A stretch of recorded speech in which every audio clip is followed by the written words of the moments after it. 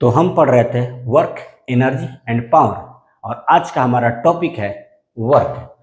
तो सबसे पहले हम वर्क का डिफिनीशन जानेंगे। What is work? तो वर्क का जो डिफिनीशन है वो ये है कि the product of force and displacement in the direction of force is called work. Work का डिफिनीशन क्या है, पहले तुम डिफिनीशन समझ लो। The product of force and displacement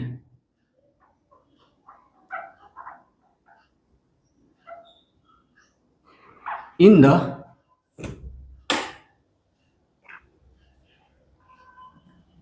direction of force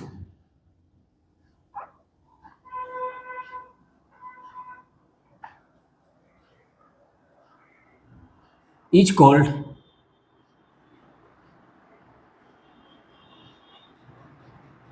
work. मतलब फोर्स और फोर्स के डायरेक्शन में होने वाले डिस्प्लेसमेंट के प्रोडक्ट को हम बोलते हैं वर्क।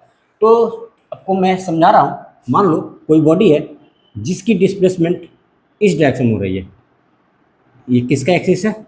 डिस्प्लेसमेंट का एक्सिस है। और इस बॉडी पर जो लगने वाली फोर्स है ना, वो कुछ इस डायरेक्शन में लग रही है। ये है, मान लो ये फोर्स है और फोर्स एंड डिस्प्लेसमेंट के बीच का जो एंगल है तो हमने मान लिया ये थीटा है। डिफिनीशन क्या बोल रहा है? The product of force and displacement in the direction of force is called work. आपको फोर्स और डिस्प्लेसमेंट का प्रोडक्ट लेनी है, बट डिस्प्लेसमेंट का वो वाला कंपोनेंट लेनी है जो फोर्स के डायरेक्शन में हो।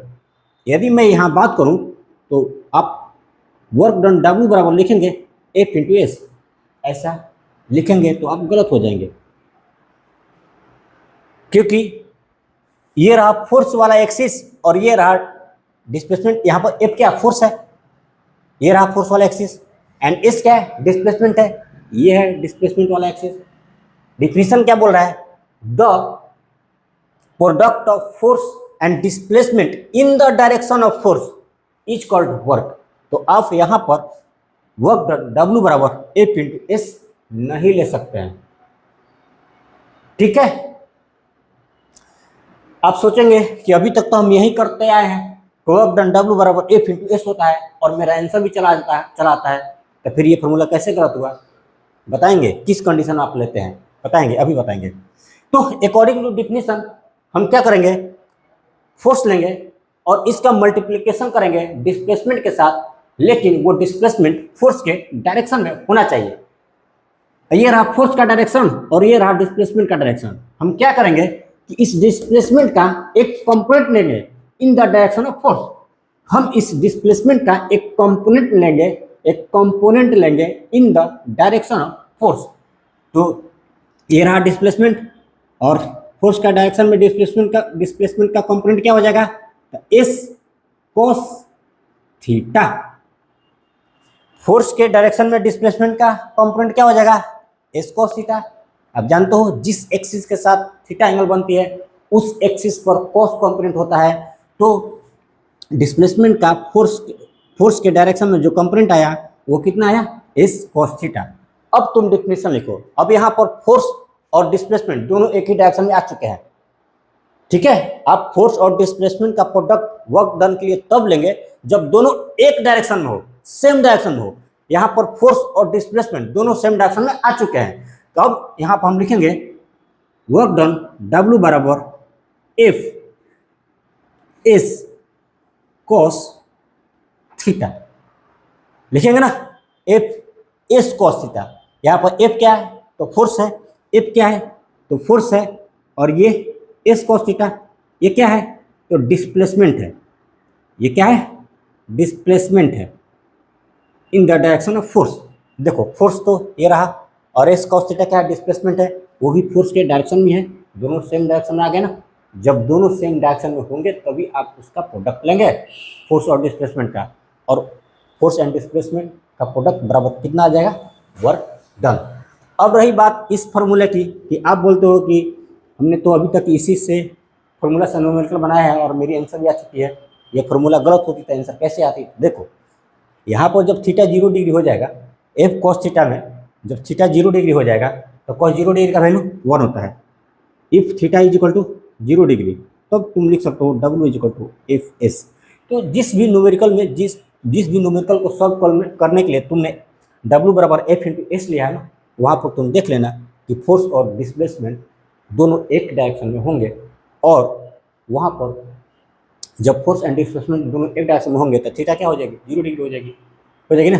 तो ऐसे कंडीशन में आप एफ एस लिखे होंगे, W is equal to F dot S लिखे होंगे, या हम लिखते हैं। ठीक है, कब लिखते हैं? जब थीटा 0 डिग्री होती है। अब देख लेना, तो हम इस फॉर्मूला को पकड़ कर चलेंगे।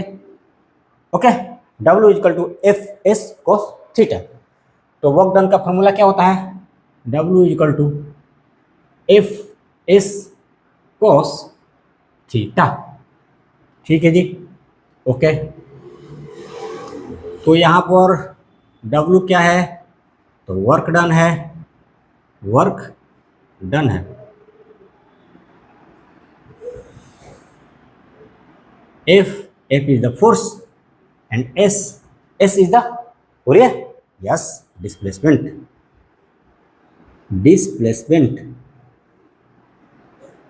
एंड थीटा क्या है? Angle between force and displacement, angle between force and displacement, angle between force and displacement. ठीक है, ओके, एंगल भी आ गया। अब मैं आपको चीज बता रहा हूं यहां पर एक, जैसे कि तुम लिखते हो vector A dot vector B बराबर ए बी कॉस थीटा। याद है क्या? वेक्टर चैप्टर में हमने पढ़ा था vector A dot vector B बराबर होता है ए बी कॉस थीटा।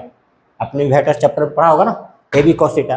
तो जैसे यहाँ पर हम ए बी कॉस थीटा को लिख सकते हैं vector A dot vector B, उसी तरह से हम यहाँ पर एफ एस कॉस थीटा को लिख सकते हैं vector F dot vector S, इसके तर्ज पर। ठीक है, तो हम लिखेंगे W is equal to vector F dot vector S. कैसे आए? जैसे vector A dot vector B बराबर होता है ए बी कॉस थीटा, मतलब हम ए बी कॉस थीटा को लिख सकते हैं vector A dot vector B. उसी तरह से एफ एस कॉस थीटा को हम लिख सकते हैं vector F dot vector S.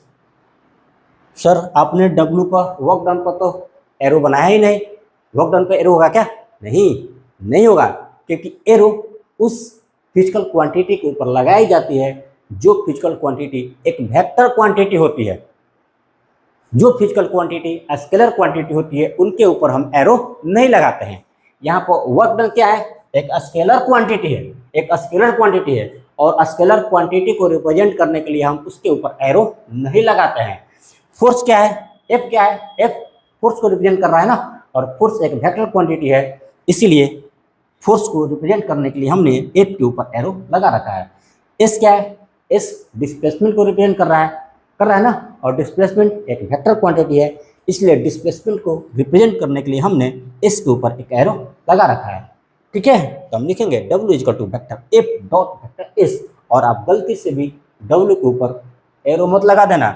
Okay, तो ठीक है, इतना आप नोट कीजिए, फिर आगे देखते हैं।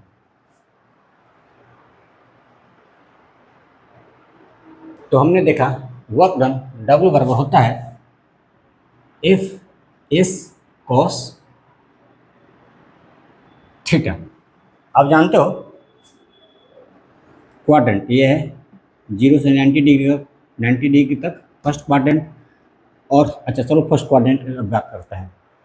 तो आप जानते हैं कि फर्स्ट क्वाड्रेंट में चाहे साइन हो, कॉस हो, टैन हो, सेक, कॉट, जितने भी है ना, सारे के वैल्यू क्या होते हैं? पॉजिटिव होते हैं। फर्स्ट क्वाड्रेंट में सारे के वैल्यू पॉजिटिव होते हैं। हम स्पेशली बात करेंगे कॉस थीटा की, क्योंकि हम वर्क डन डब्ल्यू बराबर होता है एफ एस कॉस थीटा। तो क्योंकि फर्स्ट क्वाड्रेंट में सारे का वैल्यू पॉजिटिव होता है, तो कॉस थीटा का भी वैल्यू क्या होगा? पॉजिटिव होगा। किसमें? फर्स्ट क्वाड्रेंट में। फर्स्ट क्वाड्रेंट मतलब 0 डिग्री से बड़ा और 90 डिग्री से छोटा। और जब एंगल 0 डिग्री से बड़ा हो और 90 डिग्री से छोटा हो उसे क्या बोलते हैं? एक्यूट एंगल बोलते हैं। मतलब यदि यहाँ पर थीटा का वैल्यू एक्यूट हो ना, थीटा का वैल्यू एक्यूट हो तो वर्क डन क्या होगा? पॉजिटिव होगा। तो इस बात को लिख देते हैं कि if the value of theta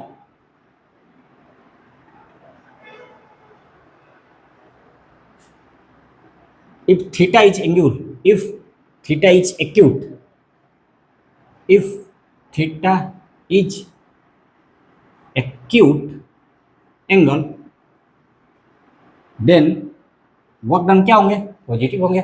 acute angle मतलब फर्स्ट क्वाड्रेंट में सारे पॉजिटिव होते हैं तो cos थीटा भी पॉजिटिव होगा ना। तो if theta is acute angle then work done will be positive. Work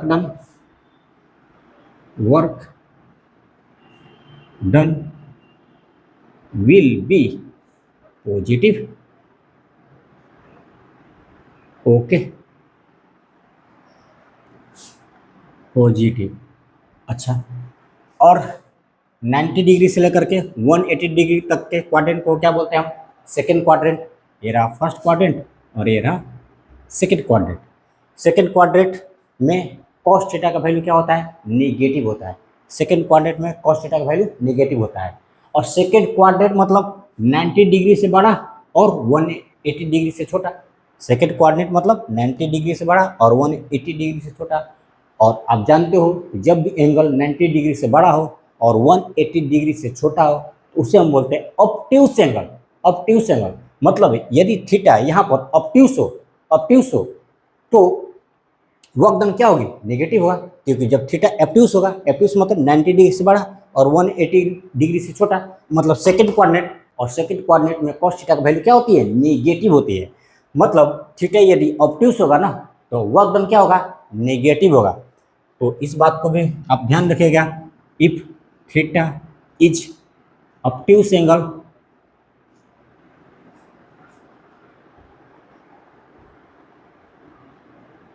then work done will be negative. ठीक है, वर्क डन नेगेटिव होगा फॉर ऑब्ट्यूस एंगल। अच्छा, एक इम्पॉर्टेंट पॉइंट जान लो कि वर्क डन जो होता है ना वो इनिशियल पॉइंट और फाइनल पॉइंट पर डिपेंड करती है।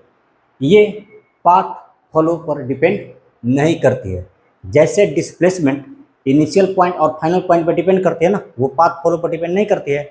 जैसे आपने पढ़ा होगा डिस्प्लेसमेंट में कि मान लो कि ये है पॉइंट ए और पॉइंट ए से कोई ऑब्जेक्ट चलना स्टार्ट किया और यहाँ पर पॉइंट बी पर पहुँच गया। ठीक है, इसने इस पाथ को फॉलो किया। ऑब्जेक्ट पॉइंट ए से पॉइंट बी तक जाने के लिए इस पाथ को फॉलो किया। हमने मान लिया कि इस पाथ की जो लेंथ है ना वो मान लो 4 मीटर है, हमने मान लिया। ओके, और ए से बी के बीच का जो डिस्टेंस है, यदि ए से बी को एक स्ट्रेट लाइन से जोड़ते हैं ना तो इनके बीच का जो डिस्टेंस आती है ना वो कितना आती है? हमने मान लिया 1 मीटर। तो तुम बताओ, पार्टिकल ए से चलना स्टार्ट किया, इस पाथ को फॉलो करते बी पर पहुंचा और ये वाला डिस्टेंस है 4 मीटर और ये वाला डिस्टेंस है 1 मीटर। तो पार्टिकल का डिस्प्लेसमेंट क्या होगा? 4 मीटर कि 1 मीटर? 1 मीटर ना, जस्ट 1 मीटर होगा। क्योंकि डिस्प्लेसमेंट एक ऐसा फिजिकल क्वांटिटी है जो पाथ फॉलो पर डिपेंड नहीं करता है, वो इनिशियल पॉइंट और फाइनल पॉइंट पर डिपेंड करता है। यहाँ पर हमने इनिशियल पॉइंट और फाइनल पॉइंट को एक स्ट्रेट लाइन से जोड़ दिया और इस स्ट्रेट लाइन की जितनी लेंथ है ना उसी को हमने डिस्प्लेसमेंट कह दिया।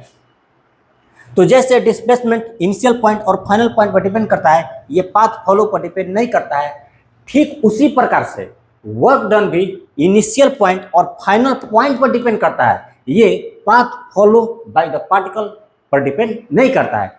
वर्क डन भी इनिशियल पॉइंट और फाइनल पॉइंट पर डिपेंड करता है, ये पाथ फॉलोड पर डिपेंड नहीं करता है। तो इस इंपॉर्टेंट लाइन को आप याद रखिएगा। मैं यहां पर लिख दे रहा हूं, work done is depends upon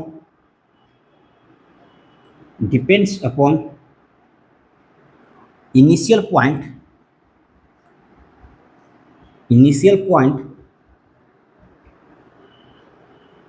and final point, याद रखना इस बात को आप, it does not depends upon, it does not depends upon क्या, किस पर डिपेंड नहीं करता है, पाथ फॉलोड,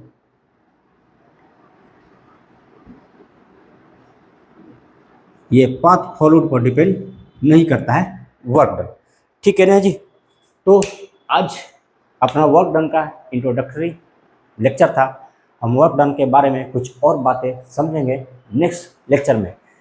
हमने सर्कुलर मोशन तक सक्सेसफुली कंप्लीट कर लिया है with PYQ, previous year question के साथ हमने सर्कुलर मोशन तक सक्सेसफुली कंप्लीट कर लिया है।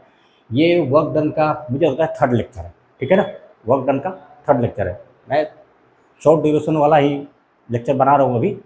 तो मेरी रिक्वेस्ट ये है कि आप अच्छे से लेक्चर को देखते रहिए और रिवाइज करते रहिए पीछे से। जब तक आप पीछे से रिवाइज नहीं करेंगे ना, तब तक आपको आने वाली चीज़ें समझ में नहीं आएंगी अच्छे से। आपको रिवाइज करना पड़ेगा। यदि आपको कुछ करना है ना, कुछ करना है तो रिवाइज करना पड़ेगा। याद रखो, सिलेक्शन उनकी नहीं होती है जो खूब खूब खूब खूब खूब पढ़ाई करते हैं। सिलेक्शन उनकी होती है जो खूब खूब खूब खूब खूब रिवीजन करते हैं। याद रखना, तुम चाहे जितनी पढ़ो, सिलेक्शन नहीं होने वाली है जब तक कि तुम रिवाइज नहीं करोगे। जितने ज़्यादा रिवाइज करोगे ना, जितना ज़्यादा रिवाइज करोगे ना, उतना ही ज़्यादा पॉसिबिलिटी बनेगी तुम्हारी सिलेक्शन की। तुम जितना ज़्यादा प्रैक्टिस करोगे, तुम्हारे सिलेक्शन की पॉसिबिलिटीज उतना ही बढ़ते चली जाएगी। तो याद रखना, एक बार तुम पूरी सिलेबस को अच्छे से कवर कर लो, पढ़ लो, उसके बाद खूब प्रैक्टिस करो, खूब प्रैक्टिस करो। हमारे सर कहा करते थे, एक चीज़ 10 चीज़ को एक बार पढ़ने से अच्छा है कि एक चीज़ को 10 बार पढ़ लो।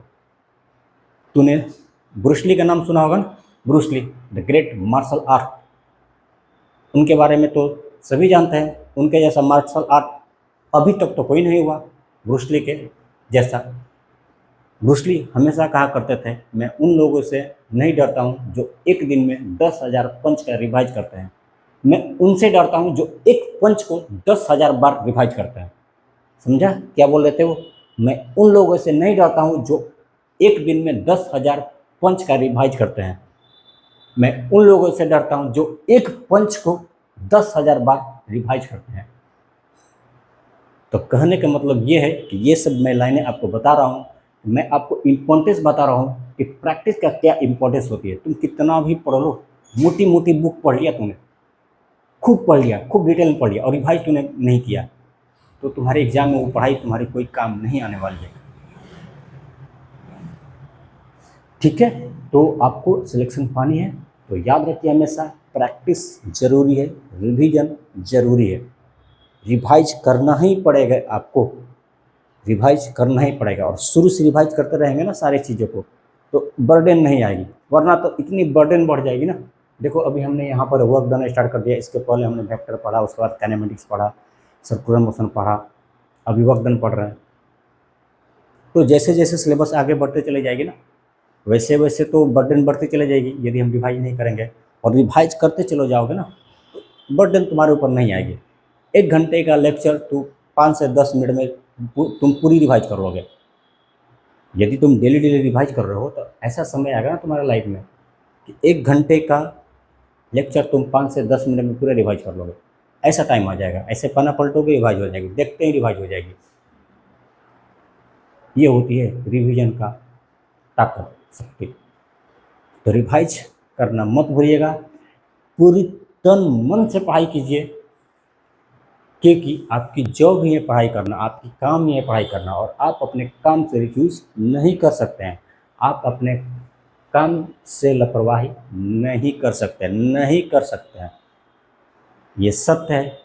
और आपको सत्य को तो मानना ही पड़ेगा ना, क्योंकि विजयी वही होते हैं जो सत्य को मानते हैं और सत्य पर चलते हैं।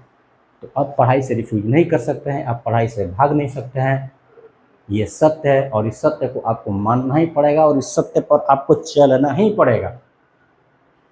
ठीक है ना जी। तो पढ़ाई करते रहिए, हम मिलेंगे नेक्स्ट लेक्चर में। Wish you all the best.